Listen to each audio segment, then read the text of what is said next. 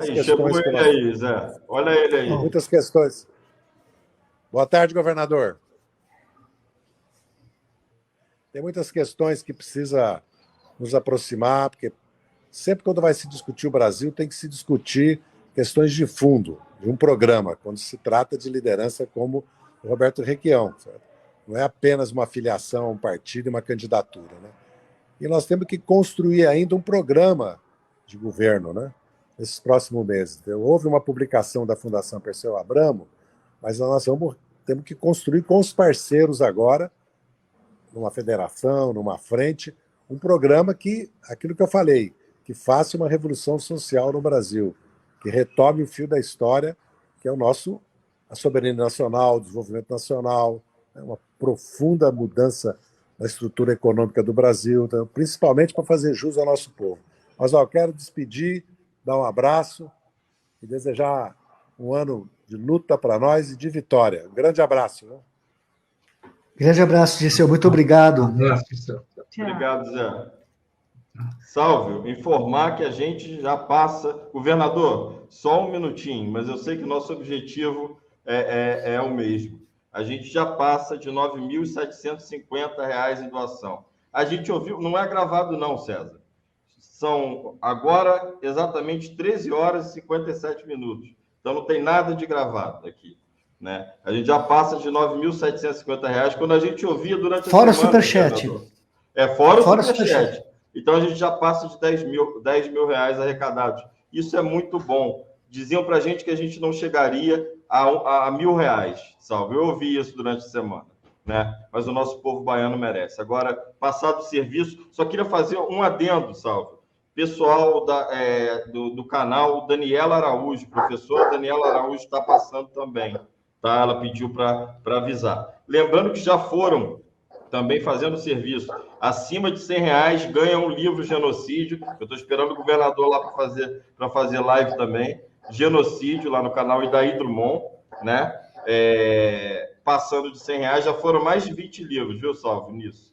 Né? Passou de R$ 100, ganha um livro Genocídio, vai direto para a residência de você. E também ganha, da editora Cotter, é importante assinar a Cotter TV, ganha também um vale, uma possibilidade de ser sorteado e ganhar um vale para um livro. São 20 livros. Tá bom, gente? Vai lá, Salve. Maravilha. Muito boa tarde, governador. Obrigado pela presença. Boa tarde, companheiros. Satisfação enorme em participar desse bate-papo. Saudade do pessoal do Tutameia, Leonora e Maridão. Um abraço para vocês. Nós também estamos com saudade, governador. Por isso trouxemos eles aqui para entrevistá-lo, né? Então, eu queria já aproveitar para passar para eles para fazer já a primeira pergunta aí para o governador. Vamos lá, Salve. Você manda. Eu posso falar então, Salve? Por favor, por favor. Então, vou começar por onde estava parando a entrevista com o Zé Dirceu. Né? Governador, o senhor vai entrar no PT para ser candidato, o que falta? As divergências são de que dimensão? Como é que está essa história? O Zé Dirceu falou que o PT está de portas abertas. Mas ele esteve aqui em Curitiba, almoçou comigo e jantou com o Ratinho. Veio aqui comer um queijo. Mas é um problema de gosto, de paladar, né? Eu espero que tenha sido parmegiano reggiano ou grana padano. Eu estou trabalhando nas caravanas com um grupo de 8 ou 9 partidos, integrantes de 8 ou 9 partidos. O PT tem sido o mais importante nessa organização. O presidente do PT aqui, o Arilson, os companheiros, os deputados sempre presentes. Nós estamos tentando levantar um nível de consciência popular. E como disse o Lula outro dia, eu quero ganhar a eleição, mas eu priorizo essa participação nas caravanas abertas, para não haver constrangimento de companheiros de vários partidos, companheiros progressistas, na tentativa de levantar o nível da consciência popular, debatendo o Paraná e debatendo o Brasil. E nós vamos decidir essa questão partidária em comum. Alguns companheiros do PT tinham me aconselhado a entrar no PSB para participar da federação. Eu acho que podia ter sido uma bobagem. Eu fui convidado pelo Siqueira, o deputado Aliel me trouxe o convite oficial da presidência do PSB, mas eu não sei se o PSB vai entrar, afinal, nessa federação. Nós precisamos ampliar, desse ponto de vista, uma frente partidária. Eu vou dar um exemplo para vocês da minha derrota para o Senado da República, Silvio. Eu fui governador 3 vezes do Paraná. Na primeira vez que eu fui para o Senado, eu fui o mais votado do Brasil. Fui eu e depois o Antônio Carlos Magalhães na Bahia, do ponto de vista proporcional. Nesta última vez, eu havia defendido o governo da Dilma com a máxima energia possível. E por quê? Porque eu sabia o que vinha. Eu tinha discordâncias profundas com a política econômica do PT. Eu nunca engoli o Meirelles comandando a economia. Eu nunca tolerei a venda de ações do Banco do Brasil. Quando nós assumimos, digo nós porque eu sempre participei desse processo também, nós tínhamos 5,6% de ações privadas no Banco do Brasil. Quando a Dilma saiu, nós tínhamos 49,6%. Então não é mais o Banco do Brasil, é o Banco da Bolsa de Nova York. E subordinado às suas regras e à justiça norte-americana. Eu não concordei com aquela abertura da Petrobras. A Petrobras hoje tem 64% de ações privadas, nacionais, mas fundamentalmente internacionais. E apoiei sempre as políticas compensatórias, que eram importantíssimas no momento.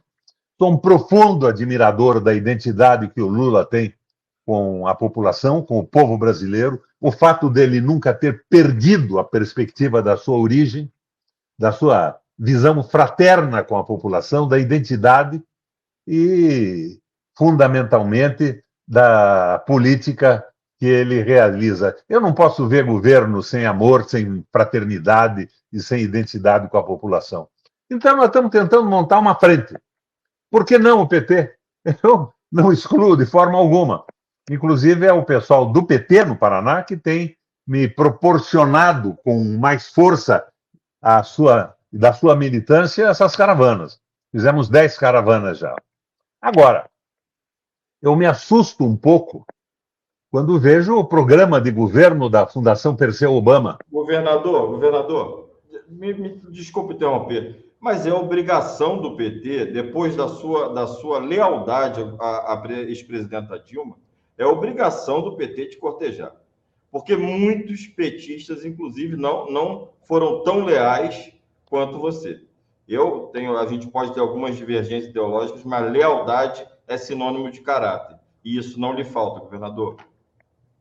Na verdade, a minha lealdade foi com o que eu acredito, com a visão que eu tenho do Brasil, e fiz sempre uma crítica pesada aos erros. E eu acho que nesse momento em que eu discordo, por exemplo, fundamentalmente com algumas colocações do Dirceu, nós temos que estar prontos para saber que nós não vamos conseguir fazer nesse processo tudo o que nós queremos.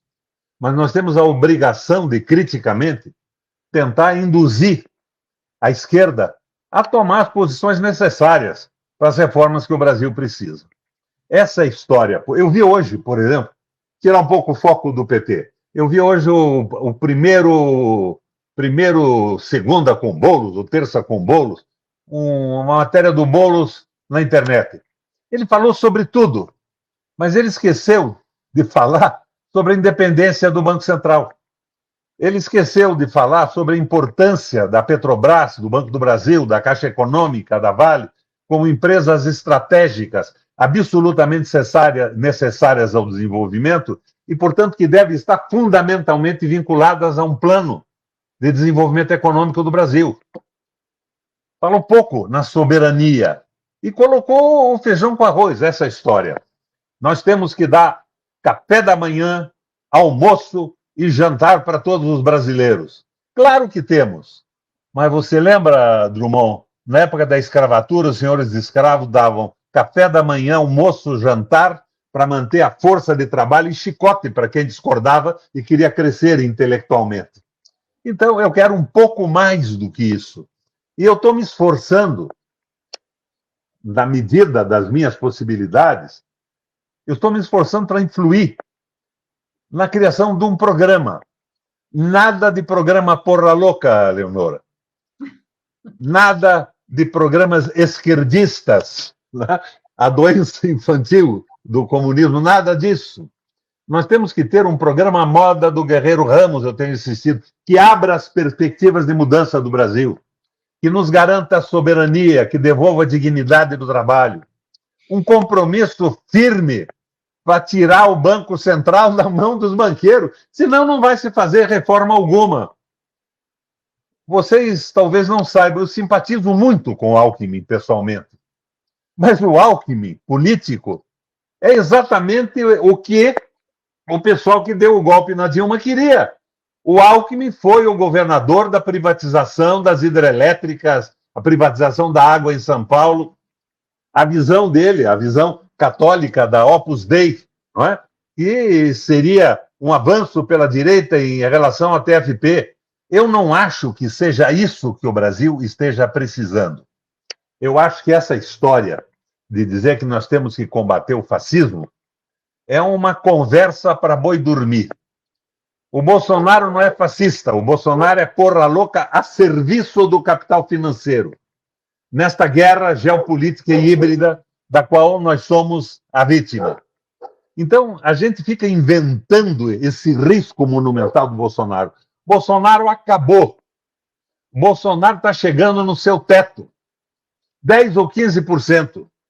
Ele não vai competir nesse processo mais para a eleição de presidente da República. Eu acho até que ele desiste. Vai tentar uma salvaguarda parlamentar, sendo candidato a senador, aí junto com o velho da Van em Santa Catarina, ou coisa semelhante, para escapar da cadeia. Tanta bobagem que ele fez até hoje. Então, eu acho que nós precisamos ampliar muito, mas ampliar com o povo.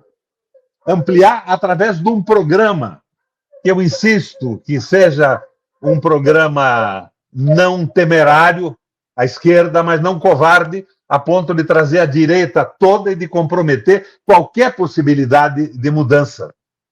O Lula saiu com 87%, foi preso. Eu saí do governo com 83% e fui derrotado no Paraná. Minha derrota se atribuiu ao quê? Se atribuiu ao trabalho do Moro, com a Lava Jato, se atribuiu à minha manifestação pública dizendo que a Gleisi não era responsável pelas canalices que atribuíam a ela, coloquei com toda clareza nos vídeos, mas se deveu principalmente, aí é que o pragmatismo do Dirceu não alcança, ao fato do nosso isolamento.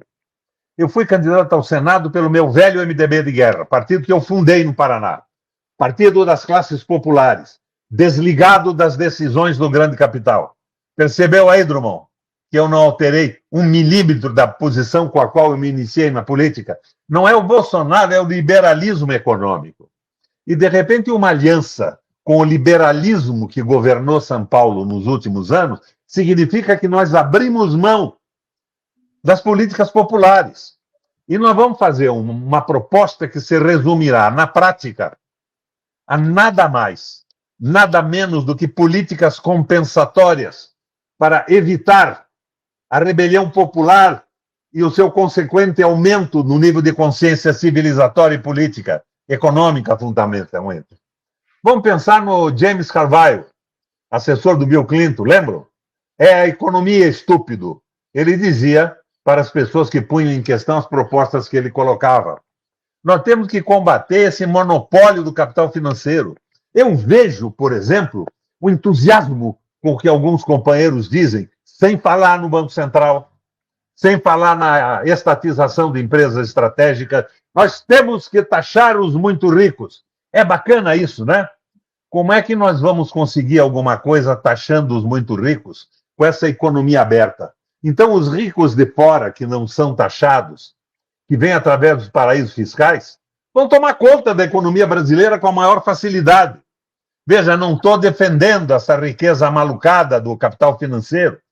que é a consequência do avanço do capital financeiro no próprio capitalismo que está sendo derrotado por isso. Eu estou dizendo que nós não estamos batendo no eixo do processo.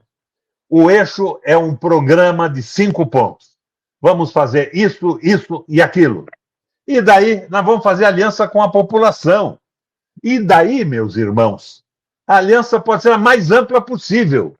Amanhã o Fernando Henrique diz o seguinte: eu errei, esse programa que as forças oposicionistas no Brasil é consequente, é razoável, é factível, é aristotelicamente eficiente, não é um exagero, ele é implantável, ele é sustentável na eleição e sustentável durante o governo. É uma transição para um processo democrático e avanço do processo civilizatório brasileiro. Brasil com um projeto de soberania. Daí, meu irmão, se o Fernando Henrique quiser vir, eu bato palma para ele. Eu aceito o Alckmin também nessa frente. Com toda a satisfação. Meia culpa, estávamos enganados. Esse programa transitório deixa o futuro do Brasil na mão dos brasileiros. Leonora, abrir a comunicação.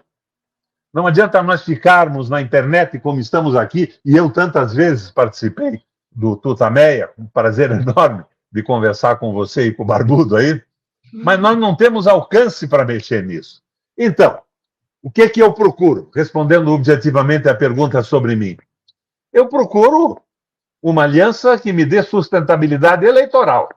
Eu fui candidato ao Senado, tive perdas porque o PT estava sendo sacrificado indevidamente pelo Moro e por essa guerra contra a corrupção política que existia e continua existindo, da qual o PT não era uma exceção, mas seguramente não era o maior responsável por tudo isso, era uma endemia nacional, mas eu fui candidato sem ter base de apoio. Aonde base de apoio? Eu fui candidato pelo PMDB, e o PMDB do Paraná já tinha desertado para as mãos do Beto Richa e do PSDB. Eu saí com 83% de apoio, mas os parlamentares do PMDB estavam encantados com o Beto Richa, com a possibilidade de ter um governo frouxo na execução dos princípios éticos e morais, da posição econômica. Foi no Paraná que começou, por exemplo, a política de apoio às microempresas. Foi o Paraná que criou, em primeiro lugar, o mais alto salário mínimo do país. Foi o Paraná que deu energia de graça para os mais pobres, que teve uma tarifa social na distribuição da água. Foi o Paraná que viabilizou a irrigação noturna com 10% ou 20% do preço da energia elétrica, porque ela continuava girando à noite e não viabilizava a preços razoáveis a irrigação da agricultura, que é o fundamental. Nós fomos pioneiros nas cotas para as minorias no Paraná. Cito aqui o velho Nizam Almeida, meu secretário, que me ajudou muito nisso. O nosso negão, sujeito incrível. Mas eu não tinha deputados estaduais e federais trabalhando comigo. Eu tinha 8 ou 10, Sálvio. 8 ou 10. Porque mesmo os do PMDB já tinham se bandeado para o outro lado. E o rato, o Ariovisto, o nome verdadeiro dele é Ariovisto, não sei por que chamam de Ariovisto. E o Arnes, tinham 586 candidatos em dobrada, com o dinheiro da utilização da máquina do Estado, com o dinheiro dos milionários que apoiavam a sua aventura, os que queriam privatizar a Sanepar, a Copel, o que está acontecendo hoje, e com a mídia toda disponível. Então eu fui massacrado por isso. Conta a lenda urbana aqui que o Ariovisto comprou 5 ou 10 mil chips de telefone para dizer que eu tinha 5 aposentadorias, que eu ganhava 450 mil reais por mês. Sálvio, estou aposentado pelo INSS aqui do alto dos meus 80 anos. Eu ganho hoje R$3.072 por mês, não tenho mais nada. Então eu fui liquidado por uma internet que eu não tinha acesso, que através do WhatsApp eu nem sabia que estavam me batendo desse jeito. Apresentavam BOs, boletins de ocorrência, que eu batia na minha mulher. Uma loucura total. Mas eu tenho que acumular para disputar esta eleição. Em nome de princípios, eu tenho que acumular forças políticas nessa federação. Então, nós estamos aguardando a configuração geral da federação. Num determinado momento, eu pretendia entrar na luta para perder a eleição, isoladamente mesmo. Entraria no PT para isso. Mas, de repente, o PT começa a me desencantar com este canto da Fundação Perseu Obama. Não, nós não temos que tratar do Banco Central independente. Agora, nós temos que cuidar da crise e da comida. Porra, que história é essa? Não importa mais a formação da opinião pública, a elevação da consciência brasileira? Nós estamos nos candidatando a sermos autores de políticas compensatórias para evitar revolta popular? Nós vamos consolidar tudo que a direita conseguiu no Brasil? É pouco, é muito pouco. Eu não vou sair da luta, em hipótese alguma, mas eu estou tentando, na medida da minha força, influir para que a gente melhore a nossa posição, não com alianças pela direita. Aliança pela direita numa guerra, aliança com o adversário, é abrir mão da soberania nacional. Você faz uma aliança, um armistício, você está cedendo todas as reivindicações populares do país que você defende. Então, temos que colocar isso em termos de soberania popular. Nós temos que acabar com esses entraves. Como é que alguém pode falar em retomar o desenvolvimento do Brasil quando a Petrobras está na mão da Bolsa de Nova York com 64% das ações? E hoje, com essa política de equiparação com o preço internacional e com o dólar, a Petrobras, meus irmãos, até ontem, Leonora, era responsável por 80% dos investimentos do Brasil. Está sendo responsável hoje por uma evasão brutal de recursos dos acionistas privados para a Bolsa de Nova York. Então, nós temos que entender o que está acontecendo. O inimigo é o liberalismo econômico. E essa história de transformar o pateta do Bolsonaro no agente do fascismo hitlerista é um pouco ridícula, para o meu gosto. Ele é um imbecil. Completo imbecil.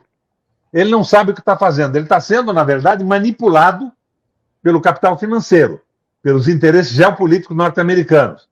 Algum cuidado com isso nós temos que tomar. Agora, entrar numa campanha com o cara que representava na sua essência, na sua política, não na pessoa. Gosto dele pessoalmente, o Alckmin. Mas a política do Alckmin foi o objetivo da política nacional do golpe na Dilma. Privatização das estatais, privatização da água, pedágio amalucado e as jogadas de corrupção comuns a esse tipo de gente, como merenda escolar e tudo mais. Então, ou nós temos um programa claro, 5 pontos: soberania, devolução da dignidade do trabalho, Banco Central dependente de um projeto nacional, tá? Os bancos brasileiros na mão do Estado para contrabalançar a usura da banca que trabalha com capital financeiro e a volta da dignidade dos trabalhadores. É mais ou menos por aí. E uma abertura da mídia, Leonora. Uma abertura da mídia. Senão o nosso esforço brutal passa a não significar nada. Daqui a pouco entra a Globo com 45 milhões de ouvintes, desdizendo o que nós estamos dizendo, tentando desfazer as nossas preocupações e dizendo, não, o Bolsonaro é fascista, união contra os fascistas, mesmo que isso signifique a manutenção da entrega do Brasil e a consolidação das malditas reformas liberais que estão acontecendo até agora. Governador, eu vou passar para o Saulo novamente, mas eu só queria dar uma excelente notícia, Saulo. Pelos comprovantes que eu estou recebendo, certamente a essa altura está aí, acaba de chegar, governador Casal do Tameia, Salve. Já passamos de 10.121, sem contar o superchat da cota. Então, a gente deve estar muito próximo de R$11 mil, né? Não é possível. A gente não chegou nem à metade da nossa maratona de hoje. Vamos lá, Salve. A esquerda solidária, Fernando, a esquerda solidária. Governador, deixa eu só fazer uma pequena pontuação rápida a respeito da sua não reeleição para o Senado, que eu tive amigo reikianista ferrenho, que nem eu sou reikianista, já lhe falei isso, senhor sabe? Reikianista? Reikianista. Aqui nós somos... Ô, Reikião, o governador, isso é de uma importância, porque o Sálvio ele já foi filiado ao PCO. Então, ele se dizer requianista, né, é porque o cara sempre fui, muito antes do PCO. O Requião é muito bom mesmo. Você sabe de onde é que veio essa história de Requião? O sobrenome do meu ramo português, eu sou descendente de índio, de negro, de alemão, de italiano, de português e espanhol. Nós viemos de Portugal para o Brasil, para a Bahia. Requião se estabeleceu na Bahia. Mas o meu antepassado conhecido na Bahia chamava-se Manuel Souza, Leonora. Mas ele foi no cartório e o cartorário perguntou para ele, da onde veio? Ele explicou, eu vim do norte de Portugal, de Requião, Vila Nova de Famalicão. Então o cara botou lá, Manuel de Souza de Requião. É um topônimo. E a família ficou com esse topônimo. Mas lá da Bahia, eu tenho um avô baiano e um avô sergipano. É isso que aumenta a minha comoção por esse desprezo desse pessoal adepto do liberalismo econômico com as pessoas que estão sofrendo na Bahia nesse momento. O liberalismo econômico é isso, o desprezo total, Sálvio, pelas pessoas, pela vida humana, pela dignidade. Nós, para esses detentores do capital, cada vez mais concentrado, não passamos de instrumentos para ganhar dinheiro. Nenhum direito. Nenhum direito. Todas as conquistas que surgiram com a social-democracia, como contrapartida do avanço do comunismo lá atrás, na Europa, se transformaram agora numa coisa a ser eliminada pelo avanço do liberalismo econômico novamente. É isso que me incomoda. Eu não estou lá para o Bolsonaro. O Bolsonaro desaparece na próxima eleição. Ele é completamente idiota, ele não precisa nem de oposição. Veja o que ele faz a cada dia. Mas ele é um instrumento do capital. E o capital agora quer o quê? Quer um candidato à presidência de oposição que tenha um vice absolutamente liberal e experimentado nos crimes do avanço do liberalismo econômico no seu Estado. Para descaracterizar completamente. Esta é a terceira via, porra. Governador, nós estamos com um problema de horário aqui, porque hoje a gente vai estar na TV aberta também. Eu só queria completar rapidamente e dizer que teve requianista que recebeu informação furada, dizendo que tinha que votar no Ouro Visto, por causa que senão o Richa ia ganhar. Teve muito voto. Assim, um dos fatores. Foi um dos fatores importantes aí também. Agora, veja bem, eles tinham 586 candidatos, eu tinha 8, a estadual e federal. Então. E eu queria recomendar muito o seu vídeo, tem um documentário sobre a sua vida, comemorando os 80 anos, que ficou um esplendor, parabéns aos realizadores, parabéns ao senhor pela carreira, e fica aqui a recomendação no canal do Requião, e também já faço uma proposta pública aqui de tornar aquilo um livro, se o senhor tiver interesse, a gente pode fazer isso para transformar essa, né, enfim, para quem prefere ler, e o livro é sempre uma coisa mais perene, né? Mas eu preciso passar para o Rodolfo, porque ele também precisa fazer uma pergunta aqui, e a gente então dá um crédito aí, Sálvio. Lana Seganfredo foi a jornalista que fez aquele documentário. Muito boa. Uma menina talentosíssima, que tem dado uma força para a gente. Emocionante, vale a pena ver, emocionante. Deixa eu passar para o Rodolfo aqui, senão ele fica sem fazer a pergunta dele. Boa, obrigado, Sálvio. Governador, queria saber qual a sua avaliação de como vai ser o comportamento das elites no processo eleitoral. O senhor acredita que vão, ainda estão apostando no projeto Moro? Isso já se esvaziou? Vão ficar com Bolsonaro? Enfim, qual a sua avaliação do comportamento das elites no processo eleitoral e a sua avaliação da candidatura, possível candidatura a Moro? Rodolfo, é simples. Eles vão tentar nos impor uma participação no programa de governo de sustentação dos avanços do capital financeiro, do liberalismo econômico. Daí, o Lula está muito bem.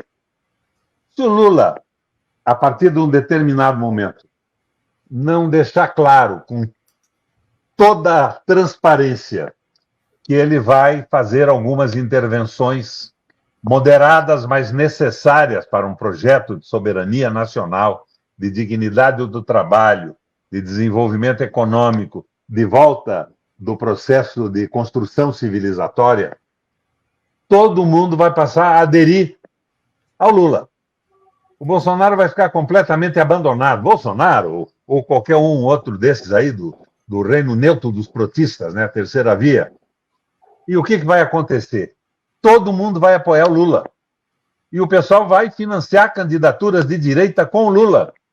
Daí nós vamos ter o Lula, sem os compromissos claros em relação à população, e vamos ter um Congresso venal. Eu não digo nem que ideologicamente de direita, Congresso venal, despolitizado. E o capital financeiro vai comprar o Congresso como vem fazendo agora. O capital financeiro vai financiar o processo eleitoral e vai tomar conta do Congresso Nacional. Que é o golpe que está dando o capital financeiro na Europa, né? Precarização da eleição presidencial e da influência do presidente no país em favor do Banco Central, precarização do parlamento com o financiamento das campanhas, os políticos não têm compromisso com o que dizem, com o estatuto dos seus partidos, e precarização do trabalho, liquidação dos sindicatos, fim da aposentadoria, criada lá no início do século passado pelo Bismarck na reunificação da Alemanha. Eles vão tomar conta de tudo. Nós estamos caindo numa armadilha. Então, eu fico desesperado quando vejo alguém defender essa amplitude toda. Precisamos abrir de todas as maneiras. Eles estão completamente equivocados, ou eu estou errado, ou eles são instrumentos de solapação da possibilidade de um governo progressista no Brasil. Não sei. Quem viver, verá. Eu queria, ainda que o senhor ainda tem um tempinho, o senhor falar... Temos 2 minutos. Falar um pouco das caravanas da região. O senhor tem falado com lideranças populares, com dirigentes políticos municipais. O que o senhor aprendeu nesse processo? Rodolfo, eu aprendi o seguinte. Nós fazemos a caravana, nós temos companheiros do PSB, do PCdoB, do PDT engajadíssimo nisso também, e fazemos uma mobilização bonita em cada centro de radiação municipal que nós nos reunimos. Fizemos 9. Mas eu verifico, primeiro, que o discurso que nós temos de crítica ao liberalismo econômico, a análise que nós fazemos da utilização absurda da Companhia de Energia Elétrica, da Sanepar, pelo liberalismo, em favor de sócios que não moram nem no Brasil e nem sabem onde é que fica o Paraná, que entraram em fundos de ação na China, na Coreia, na Alemanha, na Inglaterra, nos Estados Unidos, todo via a Bolsa de Nova York. Nós estamos com tarifas rigorosamente absurdas e com empresas sucateadas sem investimento. O pessoal escuta e, no fim da reunião, a vibração, Rodolfo, é impressionante. Nós ficamos ali com 500 caras como um espírito de militância contra o que acontece no Paraná e no Brasil. Mas nós estamos encapsulados ainda. Nós estamos somando sem a possibilidade de irradiar isso, generalizar para a população, porque nós não temos mídia. Nós não temos uma estação de rádio. As 3 televisões aqui estão a serviço do Rato e do Bolsonaro. Nós não temos um jornal. O jornal hoje escrito com pouca influência. E nós estamos aí na internet. Mas a própria internet agora, você já deve ter sentido isso aí no Tutameia, o Sálvio também, com os logaritmos nos tira do ar. Nós não conseguimos mais. Eu, quando era senador, que eu comecei a minha luta mais firme em favor de uma política mais progressista para o Paraná, eu botava um vídeo no ar, tinha 2.600.000, 3 milhões, às vezes, de telespectadores numa live. Hoje, você não consegue mais nada. O troço bate em 30, 40 mil.